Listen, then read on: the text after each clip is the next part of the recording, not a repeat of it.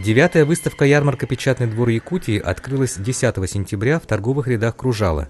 В этом году гостями на ней стали издатели из Приморского края, Калужской области и Бурятии.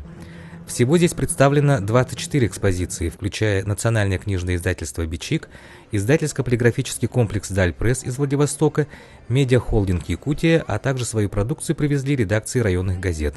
Я могу сказать о том, что мы ежегодно тратим больше 10 миллионов рублей на издание социально значимой литературы, и я думаю, что эта цифра будет уверенно расти. Книгопечатание, издательство в нашей республике, оно будет существовать, оно будет развиваться. В течение 2 дней на выставке пройдут презентации новинок книжного рынка, в том числе электронных учебников, встречи авторов книг с читателями и даже кулинарный мастер-класс по книге «Блюда из ягод Якутии».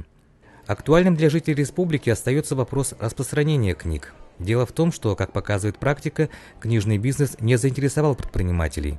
Чтобы решить эту проблему, Департамент по делам печати и телерадиовещания Якутии разработал проект, по которому книжная продукция национального издательства «Бичик» будет реализовываться непосредственно в редакциях районных газет. Кто бы что ни говорил, а люди интересуются новинками литературы.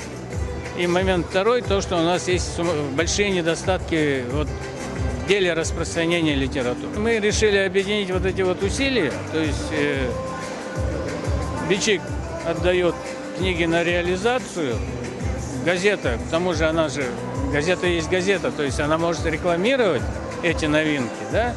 А газета занимается непосредственно распространением на местах, в районах. В рамках выставки будут подведены итоги конкурса по 12 номинациям, в том числе жюри выберет лучшие издания, посвященные 70-летию Победы, а также определит автора года. Руслан Басыгысов, Дегустант Трофимов, Иван Тайтонов, ЕСИА.